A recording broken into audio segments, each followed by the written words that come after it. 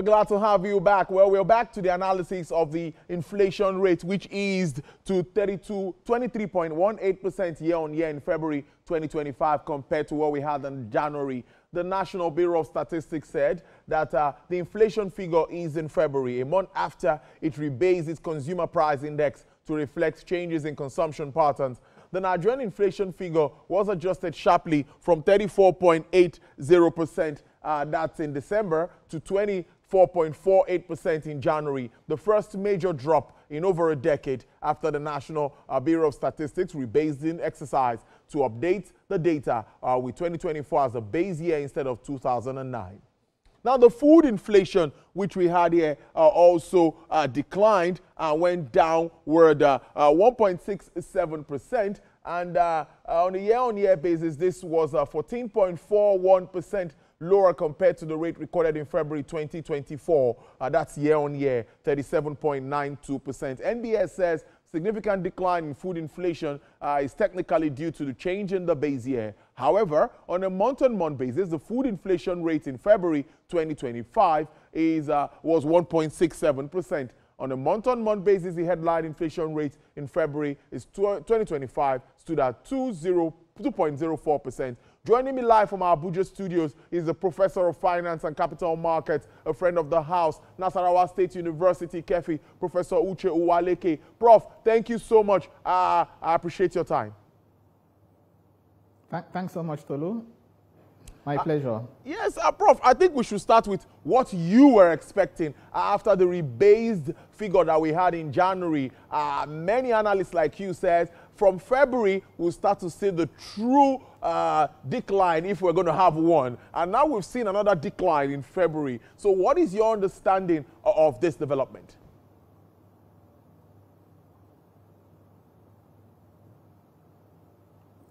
Yes, I would say it was expected. I expected it.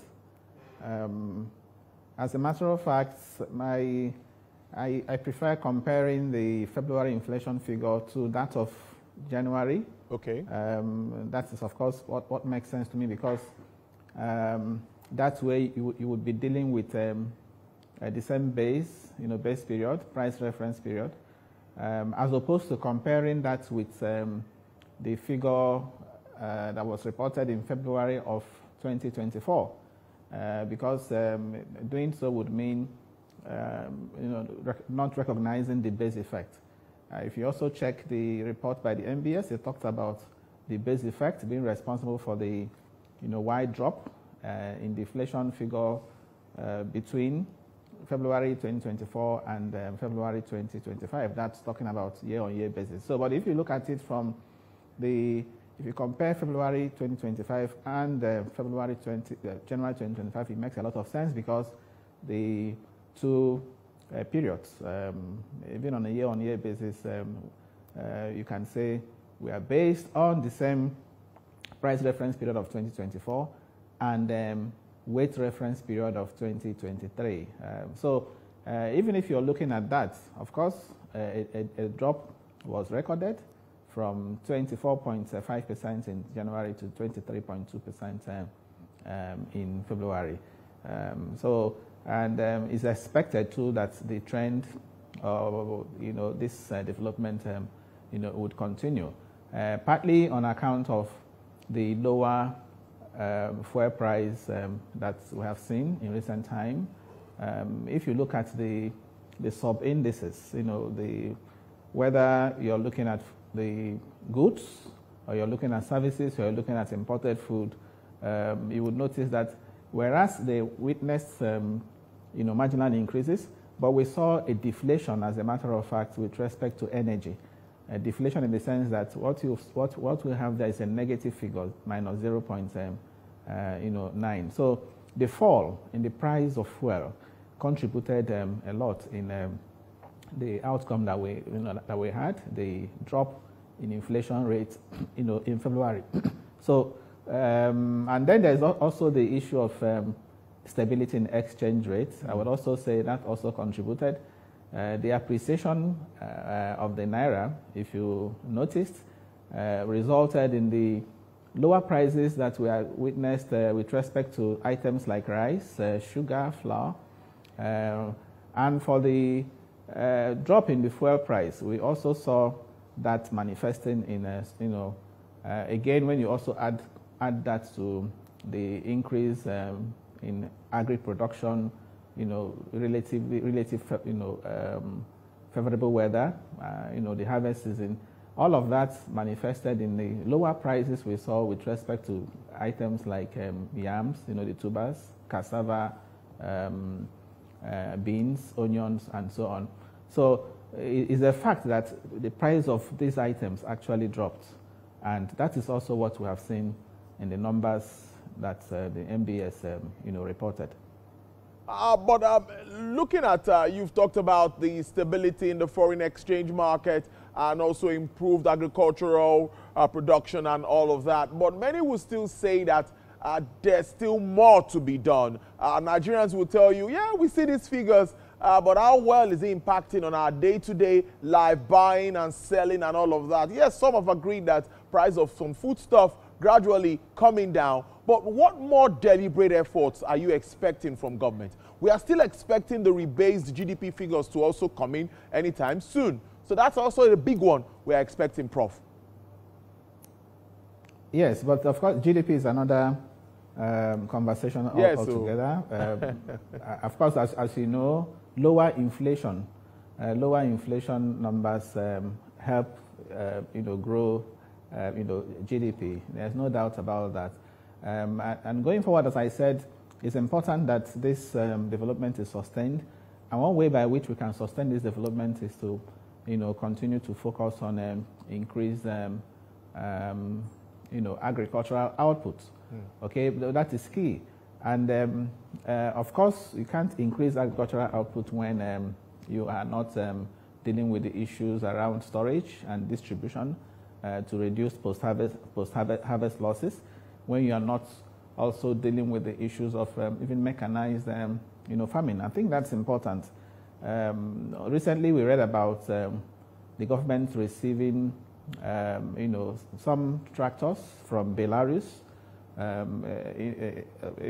to assist with modern farming. Of course, the need for modern farming cannot be overemphasized. My advice in that regard is, yes, it's good to have import tractors, to improve, the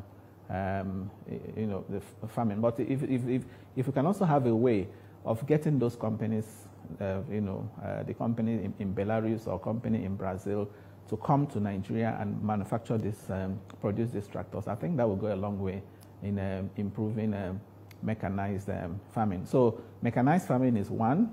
The issue of course, you can't overstress the issue of insecurity. Government should continue to work on the aspect of security. I've also talked about food storage, and of course access to credits for farmers. That's also very important. Now, if you look at the inflation numbers released by the National Bureau of Statistics, the divisions, if you disaggregate those, you find that food accounted for about 40% of the pressure. That's about 9.9, over 9% out of the 23.5. So that's about 40%. Then followed by restaurants. Okay, restaurant and catering services. You can also add that to food. So that gives you about 13%. That gives you 53. So 53% coming from food alone. Then you now have transport and housing. Now between those four, you have 72% of the inflation pressure, being accounted for. So to deal with inflation, to ensure that it is sustainable, we need to deal with these, these pressure points. So transport infrastructure is therefore key. Okay, we should continue to improve transport infrastructure, particularly when we want inflation, if we must meet the long-run targets. Long-run inflation targets in Nigeria, many people don't remember. It's actually 9%, because that's even the upper band.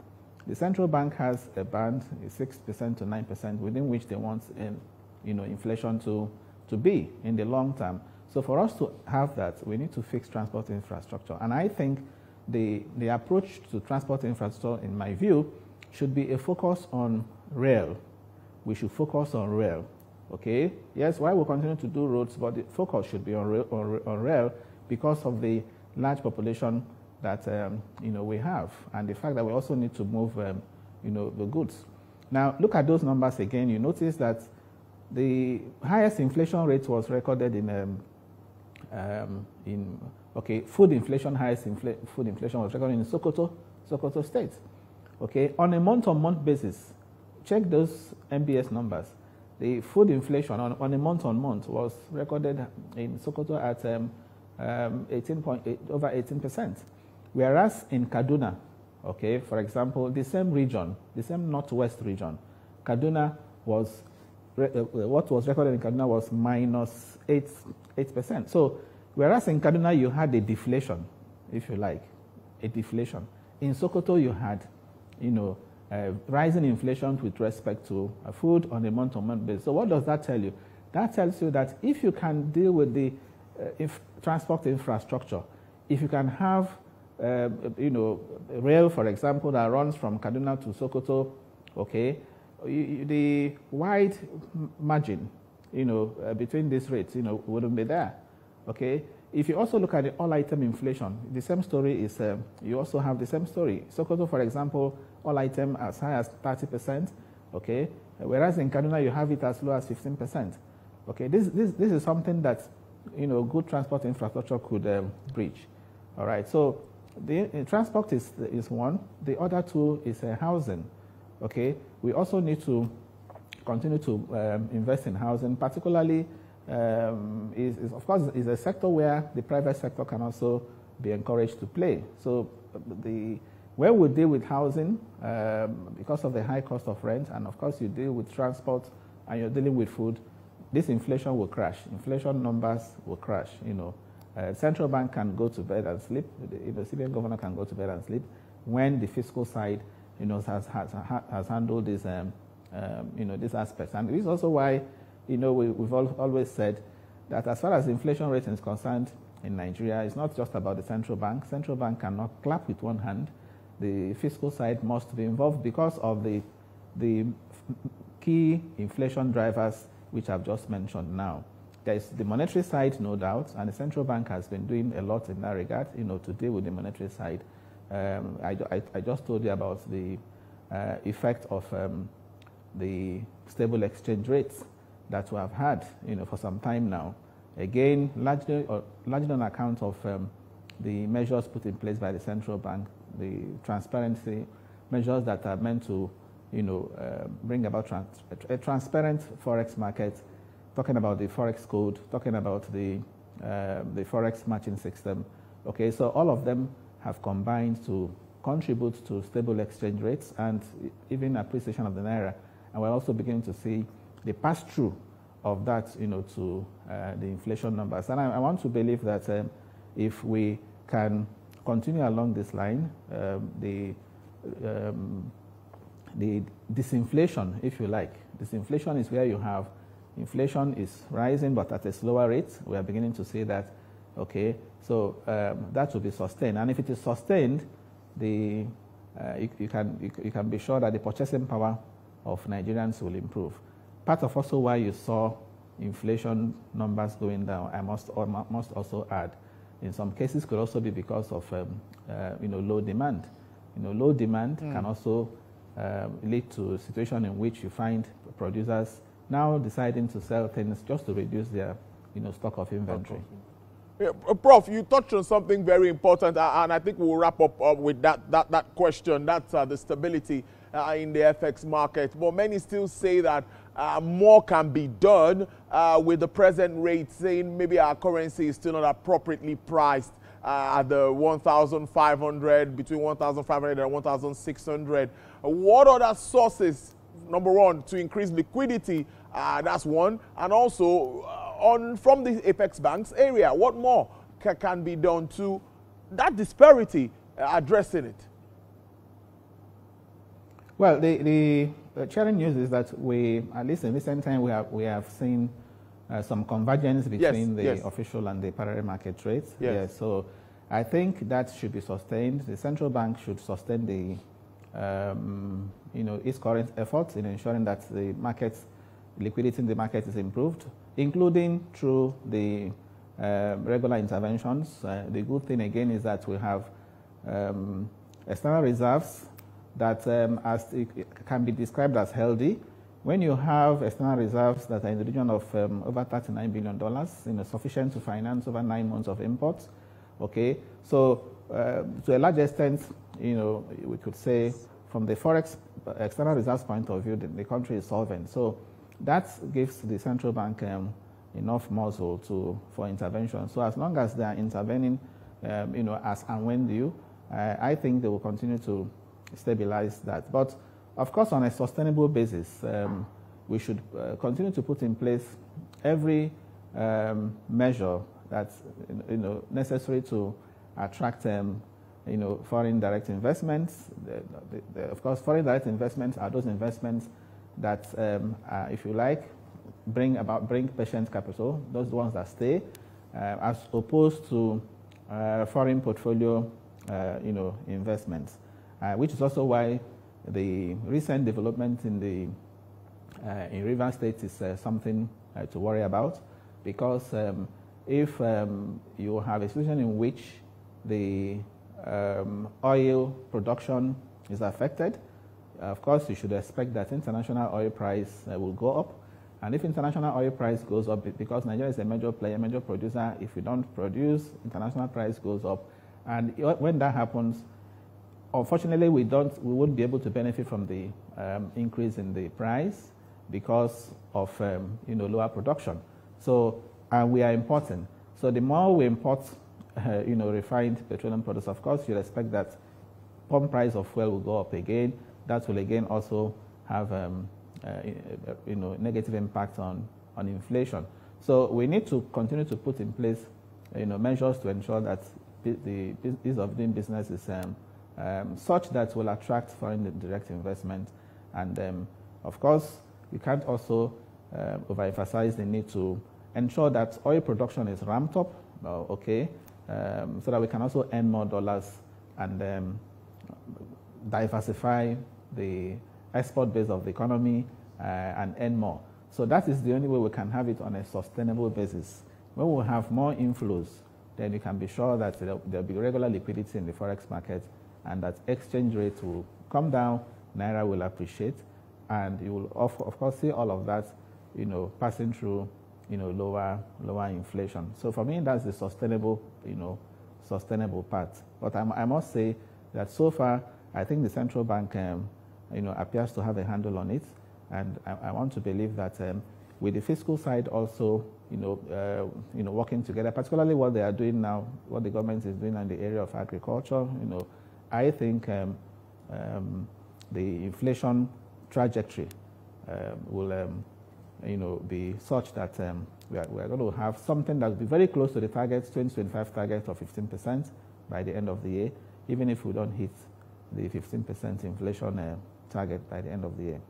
Always interesting talking to Professor Uche Owaleke, Professor of Finance, Capital Market, Nasarawa State University, Kefi. Thank you for joining the program. Do enjoy the rest of your day, Prof. Thank you very much.